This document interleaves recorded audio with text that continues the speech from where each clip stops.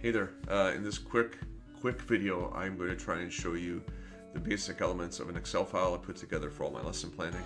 I've been using something like this for a while, but I thought now might be an appropriate time to share this with everyone. I should say that it is customized for High School Teachers Ontario because, hey, that's what I am. But if you teach elsewhere and you want to add more courses and classes, if you want to amend this in any way and share it with the rest of the world, that's perfectly fine with me. So I'm going to walk you through this really quickly and show you how it works. So first of all, I want to point out to you that I have these tabs here that can be renamed really easily and that won't impact any of the formulas.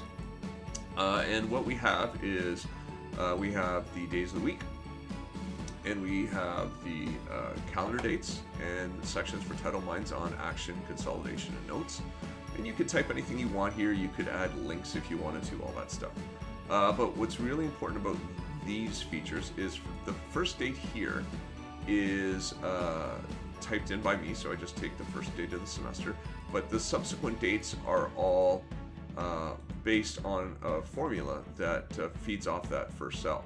And what I also want to point out to you is that these formulas for the calendar days and the days of the week actually eliminate weekends as well.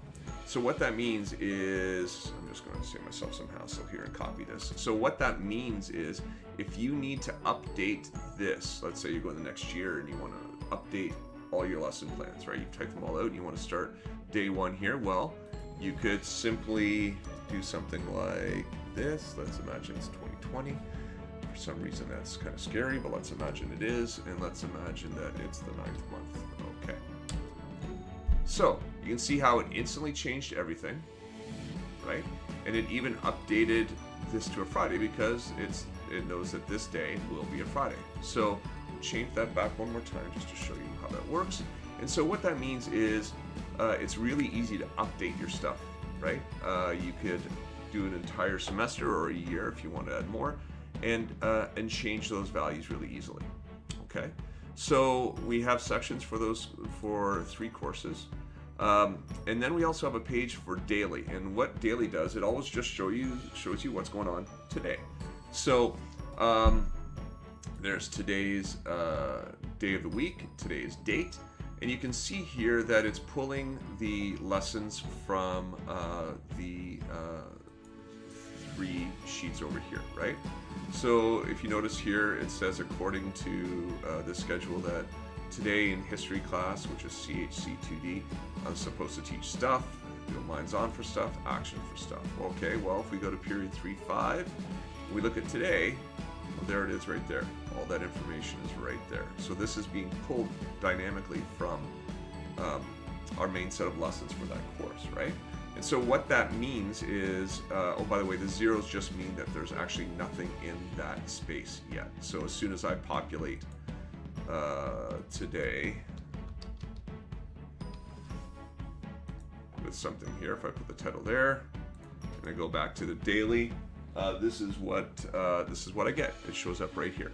Okay, and so besides giving you a nice quick view of what's going on in your for your day, this is actually great for absences, sick days, and that sort of thing too, right? So let's say you've done all your lesson planning for your courses a week or so in advance, and something comes up and you're away the next day, you could theoretically just print off this page and there's your lessons for the day, right?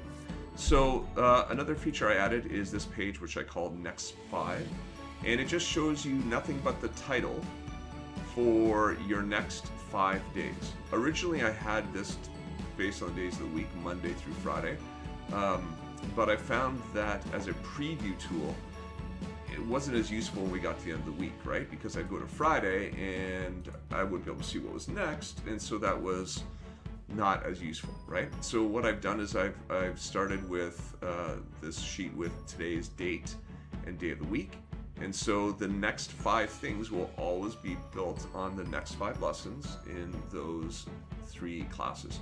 And so what's really nice about that is it gives you instant context for where you're going. You can see if some periods are, maybe for some reason there's something here that's not a good fit.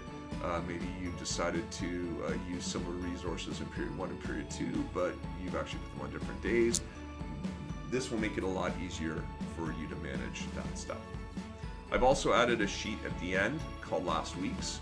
I found that planning near the end of the semester is really important, especially when you've got exams and coming activities and review days and all sorts of things happening. So this is a quick one-shot table of the last few weeks of school. Nothing but the titles, again, all being pulled dynamically from those sheets, just so you can quickly get an overview of that last month and see if there are any problems that might jump out at you. Okay, now, so there's the basics, but there's one element of this I want to point out to you that I think is super important and super useful. So what I'm going to do now is I'm going to go to an old version I have, and I'm just going to take let's just take these lessons right here. I'm going to copy these. These are from an ancient history class. And so what I'm going to do now is I'm going to go to, let's imagine that, yeah, we'll go right here. So what I'll do now is I am going to take those old lesson plans, and I am going to start here, and I am just going to paste them here, and I'm going to choose this value so the colors are consistent, because in case you haven't noticed, the color schemes throughout these are consistent. So green is the second course of the day, and so on, just so I can see that consistently. So I'm going to just paste over the values, right? And so what this approach allows me to do is, as I paste everything over, everything is updated, right? So imagine if this had been the first day of the semester, I could import all of this stuff, and it doesn't mean I'm going to do the exact same thing, but it gives me instant context, right? So now I can go back and look at things that didn't work. I can decide what I'm going to add to my thinking or my notes. And so when I go over here, you can see how instantly everything has been updated, right? I've got archaeological dig planned for the next 4 days in this class, and I'm good there, so I know what I'm doing now. On the last day they're writing about the dig. I've got an update for my period period 3-4 class today.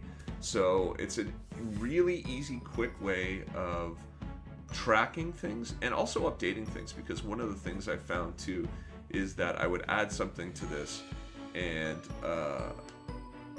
I would realize afterwards that I needed more time, or I needed to develop that lesson in some way. And this seemed to be a really easy way of doing that, because I wasn't seeing just that one lesson by itself. I was seeing that lesson in the context of a week or so. So there you have it, quick overview. If you would like to experiment with this or download this, please do, and let me know how it works for you.